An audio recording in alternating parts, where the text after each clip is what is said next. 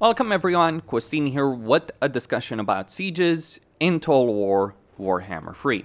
Now, this is a hot topic of conversation. I've got a unit of Null Ironside, Great Swords, General of the Empire against 2 Infernal Guard units and an Overseer.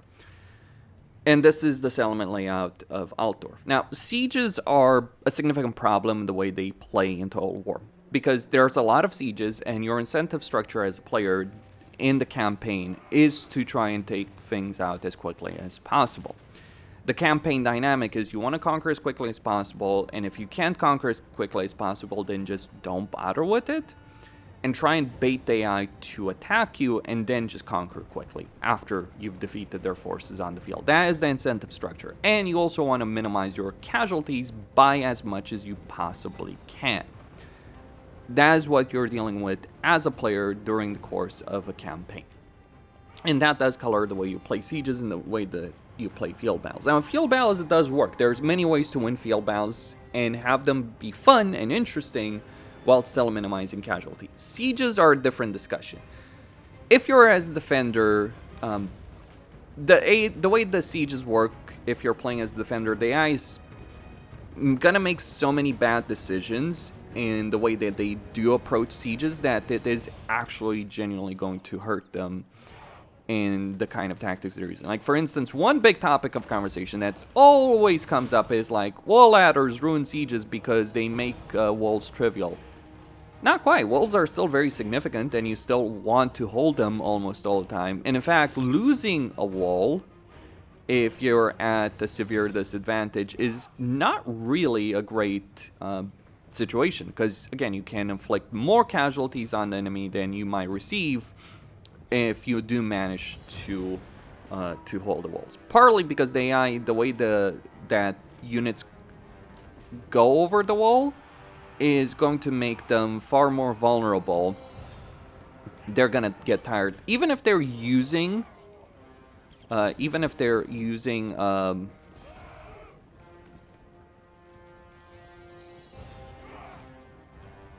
siege tower as opposed to just ladders. They're still going to be more vulnerable because they're going to be isolated on a section of the wall, so you can concentrate force on that section of the wall.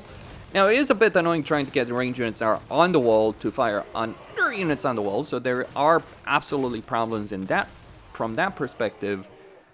But like you can see over here that I am in essence taking pretty much very few casualties over here.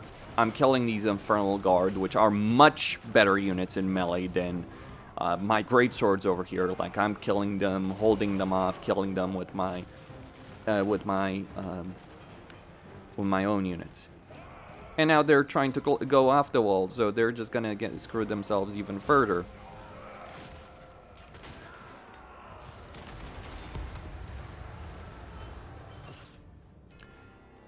Yeah, walls do give you a kind of defensive advantage. Now, maybe it's not the defensive advantage that people talk about, but yes, it's almost always worth holding the wall to a degree or another, because you can delay an enemy on a section of the wall, you can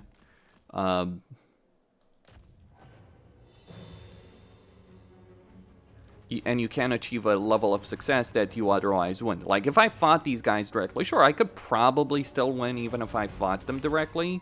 But keep in mind, they do have more value, and the units they have are genuinely better.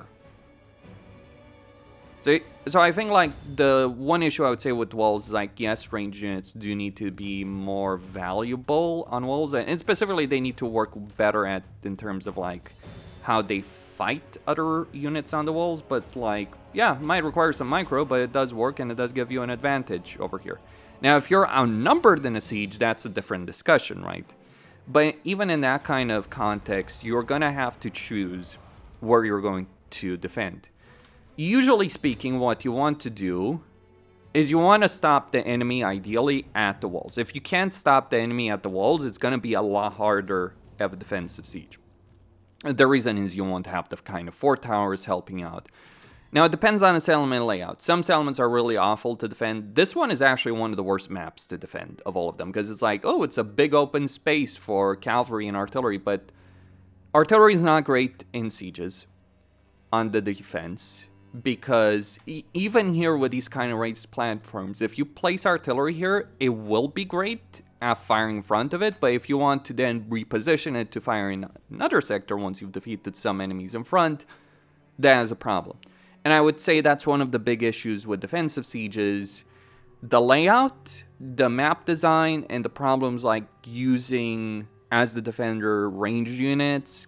Like, ranged units do work in sieges on the defense, but it is a hassle. It is a micromanagement trying to find that pathfinding that works. Artillery, it depends on artillery. Something like a Hell Cannon or Dreadquake do work very well on defense, and if, say for instance, I was attacking this element and the AI had a Dreadquake, it would be very difficult. Mortars can be useful, but things like cannons, Hellstorm sometimes. You know, it's kind of hilarious, actually. The Empire element layout is pretty damn amazing for the cast dwarves, because these choke points, like, they would be great for their heavy infantry to hold the enemy, and due to the map design, their Dreadquakes, their artillery in general would do really well, except magma cannons. But that's a different discussion. Now, what if you are the attacker in a siege, and maybe the enemy has an even greater force than yours defending the place? How do you handle that? How is that tackled right now in the game? Well, one of the things you absolutely never want to do, if you have artillery, you break down walls, you find breach points, you destroy some of the wall towers. You might use a general to distract those towers if they're within range of hitting your units. But what you do, unlike the AI, is you concentrate your guys at certain critical points. Like, for instance, this gate over here has no wall tower, so it's much easier to assault. I use my general to break it down. At most, even if you couldn't break down the gate with a general or units, you just build a battering ram. You would have no reason to build siege towers, because, like, although siege towers don't have the same downsides as ladders, in the sense they don't slow down your units and cause them significant combat penalties, you're still sending a unit on a section of the wall where it's going to be isolated, and even unless it's a really powerful unit, it's not going to be worth it. And even if it is a powerful unit, you're still far better off with melee units to just blob them up in a similar point, like if in a single point, and break through that point with mass concentration of force, as opposed to sending them to the walls. Maybe walls should allow greater concentration of force than they do right now. But anyway, if you're playing an offensive siege, welcome to the actual siege tactics of the game. Like, this is what you do in an offensive fucking siege. You put your ranged unit at you break down the gatehouse with the general, and then you try and kill some of the crucial enemy units, and you pray that your units can fire beyond that gatehouse. That's how you win an offensive siege.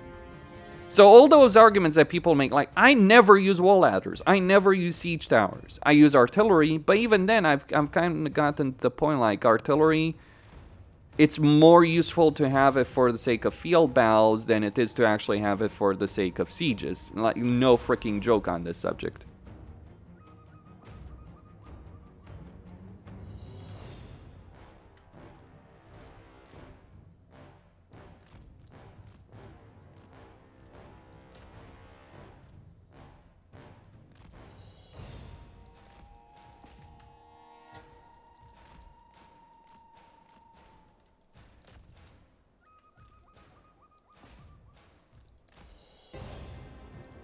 Then yeah, you try and get the enemy in a position like this where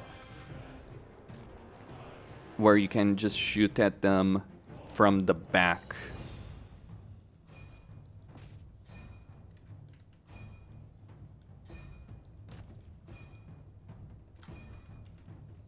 So that your units can win even though they're at a severe disadvantage. Also, the way the AI behaves in these kind of sieges, where they fight you with like one unit at a time. Like, I think the problem is also the AI. So the AI would win a lot more defensive sieges if they weren't trying to do so many things at once. Like, they want to keep the victory points to prevent stealth wins, because, like, yes, people cheese that.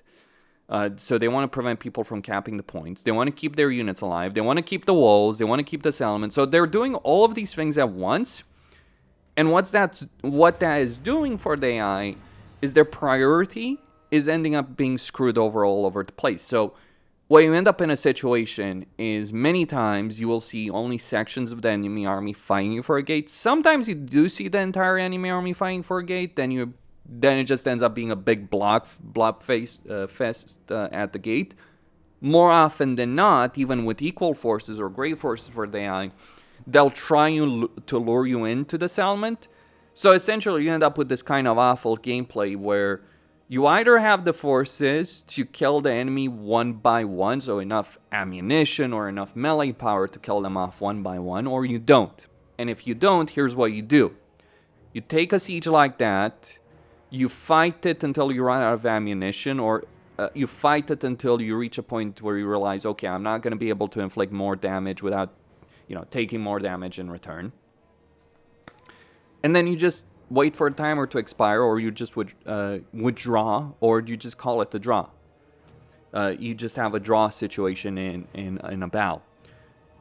And with the draw, the siege continues, but you're always in the kind of situation where you can inflict more damage on the enemy than they can inflict on you. So there's problems. Sieges in history used to be a lot more, like, there were times where sieges were very static, but you look at the very long sieges you think of, like sieges that lasted 20 years, you look at those kind of sieges, there was a lot of different things, skirmishes, naval actions to try and get supplies in, small assaults, probing attacks, bribery attempts. That's how sieges actually were. I think what a lot of people think sieges should be like, oh, you just have to wait a number of turns. That's not how sieges work. Most of the time, the vast majority of times. On top of that, from a historical standpoint, let alone then in Warhammer you have magic, much more powerful artillery, etc. and monsters. But from a historical standpoint with respect to sieges, most sieges were not really that long. And it was a combination of having a passive defense layer. So you had walls, you had the supply of water. Then you had an active defense layer, so the garrison. Though you could always have a garrison, you could consider that more passive because you would have some troops, generally speaking.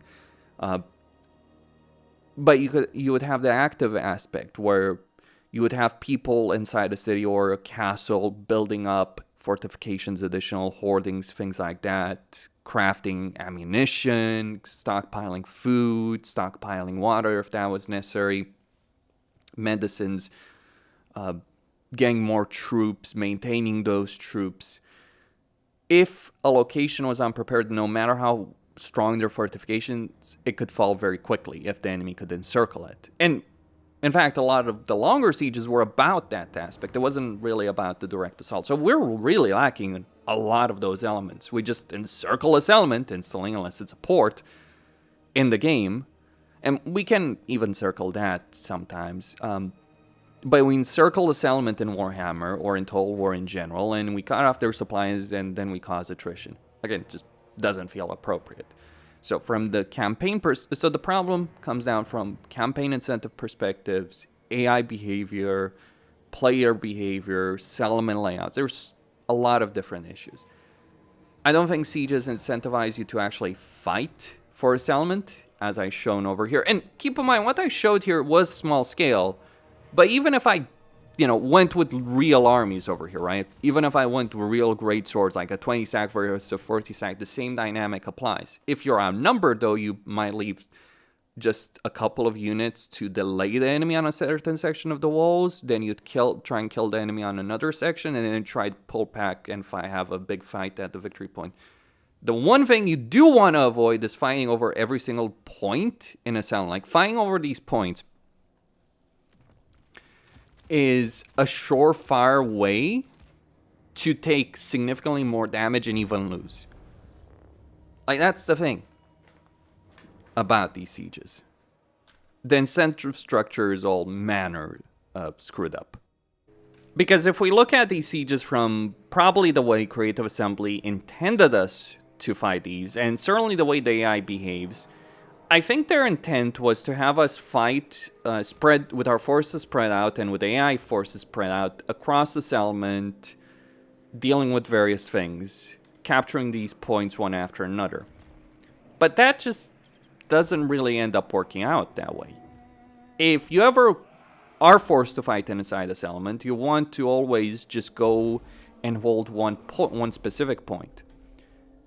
A part of this is due to AI behavior. So let's take a look at how the AI actually approaches a settlement when they literally have no opposing force behind to deal with them until they get to this specific point right here. So I've already won this battle. Like, I would just win this with an explosive tower over here. And my general keeping the enemy general in check. Okay, fair enough, right? Mind you, if I had this kind of force, I would clearly win this battle. It would not be easy. It would not be easy for the AI to defeat me. So yeah, you see them splitting out their forces to attack the wall. Their general is attacking the gate right there, although I can't see him vision and all that. They're already tired over here. They're very tired over there. They're gonna get their troops very, very tired, very exhausted to move to capture these points one after another.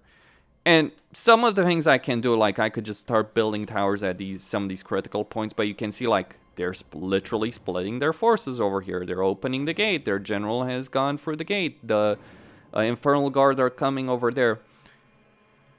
This behavior is one of the reasons why you're either capable of holding the walls completely, or in part, or like one section where a huge portion of the enemy force is concentrated, or why it's just better to hold out at the specific victory point, because the AI will come at you one at a time or with different forces at a time. So like, it's also the AI behavior, and I think they really ruined these elements with this bullshit of the tower defense minigame. Like, I cannot fathom what exactly Creative Assembly was thinking with like all these buildables in a settlement, and why exactly they did it like this specifically. Some of the map designs are obviously not that great either, in a lot of different ways.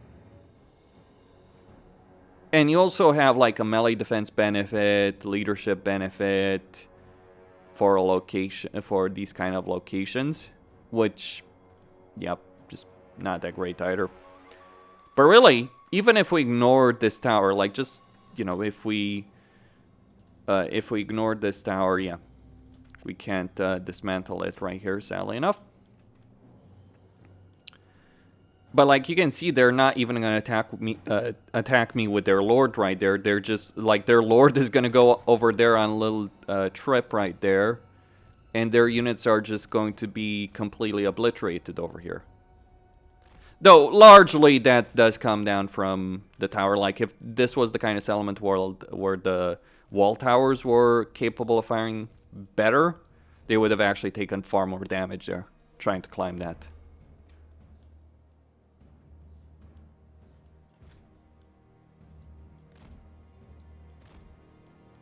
There you can see what's happening over here. And how this will play out. So I think from AI behavior, the AI needs to understand concentration of force better, because this is just like a surefire way. Like, this is what you're seeing here is the primary reason why sieges suck. It's not the wall towers, it's not that these sieges are easy to assault or anything like that. It's like literally this behavior is just pure insanity. Cosine signing out. Stay tuned for more.